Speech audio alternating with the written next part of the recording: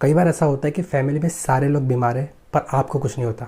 कई बार ऐसा होता है कि बिना किसी मेडिकेशन के आप ठीक हो जाते हो। ऐसा क्यों होता है? क्योंकि आपकी इम्यूनिटी बाकी लोगों से स्ट्रांग है। तो आज मैंने सोचा कि क्यों नहीं इस इम्यूनिटी के बारे में बात की जाए, समझा जाए कि इम्यूनिटी क्या होती है, कैसे काम करती है और अच्छी इम्यूनिटी के लिए हम लोग क्या कर सकते हैं। तो जैसे कि आप जानते हो कि हमारी बॉडी में रेड ब्लड सेल्स होते हैं, वाइट ब्लड सेल्स होते हैं और प्लाज्मा होता है।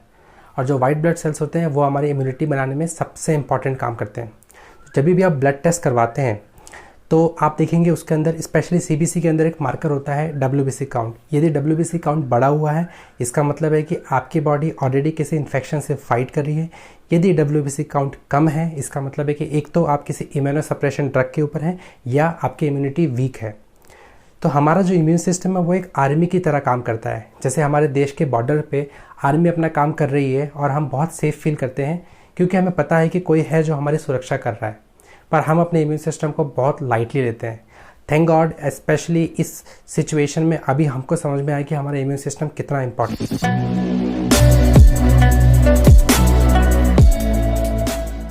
मेरा नाम गगन ठाकुर है, मैं एक wellness entrepreneur and CPD certified nutritionist हूँ। इस चैनल के थ्रू मैं nutrition and health related information को आसान तरीके से आप तक पहुँचाने की कोशिश करता हूँ। तो अगर आप लोगों को न्यूट्रिशन और वेलनेस में थोड़ा सा भी इंटरेस्ट है तो इस चैनल को सब्सक्राइब ज़रूर करें। चलिए एक एग्जाम्पल से समझने की कोशिश करते हैं कि क्या होता है जब एक मॉस्किटो बाइट करता है।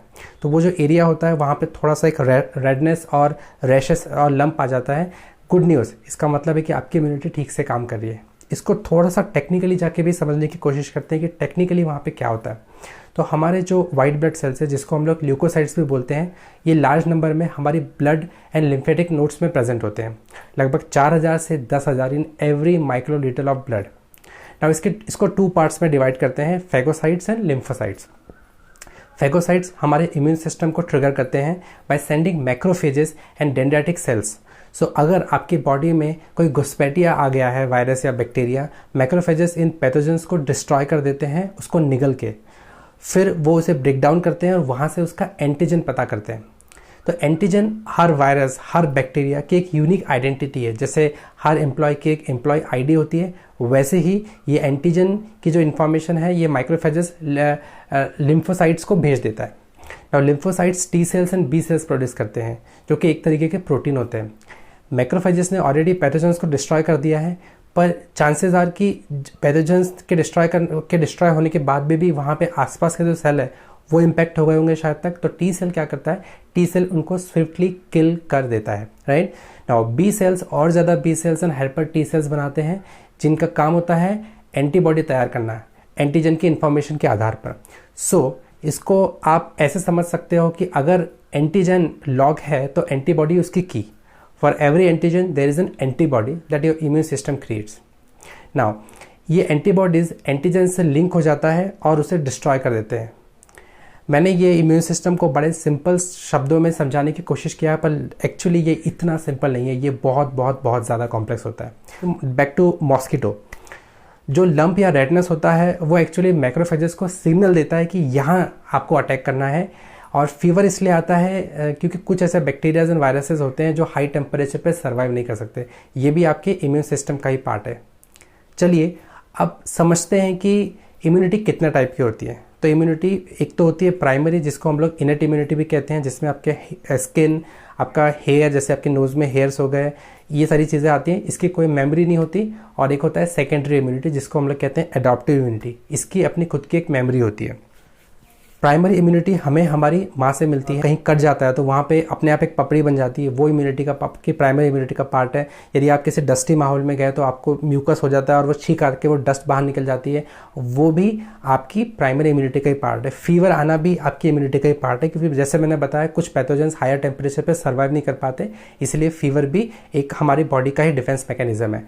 सेकेंडरी इम्यूनिटी एक अमेजिंग चीज़ है ना, इसके पास अपनी मेमोरी होती है। वैक्सीन इसी कंसेप्ट पे काम करती है। आपको याद होगा हम कुछ देर पहले बात कर रहे थे एंटीजन एंड एंटीबॉडी के बारे में। फॉर एग्जांपल अगर किसी को इन्फ्लुएंजा का वैक्सीन दिया जाता है, मतलब उनकी बॉडी में इन्फ्लुएंजा का बहुत वीक या डेड वायरस डाला जाता है, फिर सेम मैकेनिज्म ट्रिगर होता है, मैक्रोफेजेस एंड डेंड्राइटिक सेल्स उस वायरस को ब्रेक डाउन करते हैं, वहाँ से फिर एंटीजन का पता करते हैं और फिर टी सेल्स एंटीबॉडी प्रोड्यूस करते हैं। अब यहाँ मैजिक होता है, हमारी प्राइमरी इम्यूनिटी के पास मेमोरी नहीं होती, उसे पता नहीं होता कि कुछ सेकंड पहले किस पैथोजन ने अटैक किया था, उसने उसको कैसे ट्रीट किया था, पर सेकेंडरी मेमोरी के पास में हर चीज़ का रिकॉर्ड होता है। तो नेक्स्ट टाइम जब इन्फ्लुएंजा वायरस दोबारा अटैक करेगा, बॉडी को ऑलरेडी पता है कि कौन सी एंटीबॉडी की ज़रूरत है उस वायरस को किल करने के लिए। आप में से कुछ लोगों ने वैक्सीन लिया होगा और चांसेस हैं आपको फीवर भी आया होगा। गुड न्यूज़, आपकी इम्यूनिटी ठीक से काम कर रही है। कोविड के वैक्सीन में कोवैक्सीन में एक वीकर वायरस का इस्तेमाल किया गया है और जो कोविशील्ड है उसके अंदर mRNA टेक्नोलॉजी का काम किया गया है और दोनों ही बहुत इफेक्टिव है। स्पुतनिक जो वैक्सीन है उसके अंदर 2 डिफरेंट वायरसेस का इस्तेमाल किया है, पहले डोज में एक दूसरा वायरस और दूसरे डोज में एक दूसरा वायरस। एक और बात, तो क्या अगर मेरी इम्यूनिटी बहुत स्ट्रांग है तो मैं कभी बीमार नहीं पड़ूंगा? ऐसा बिल्कुल भी नहीं है। जैसे कि देश के चारों ओर आर्मी तैनात है, इसका मतलब ये तो नहीं है कि दुश्मन अटैक नहीं करेगा, लेकिन हम उस अटैक से अपने आप को जल्दी बचा लेंगे। वैसे ही अगर आपकी इम्यूनिटी स्ट्रांग है तो आप जल्दी ठीक हो जाएंगे। ठीक है, इनफैक्ट बीमार होना भी ठीक ही है, क्योंकि जब आप बीमार पड़ते हो तब आपकी इम्यूनिटी खुद को और ट्रेन करती है और वो ज़्यादा स्ट्रांग हो जाती है। अब बात करते हैं कुछ सिम्टम्स की, जिससे हम लोग पता कर सकते हैं कि क्या आपकी इम्यूनिटी वीक है।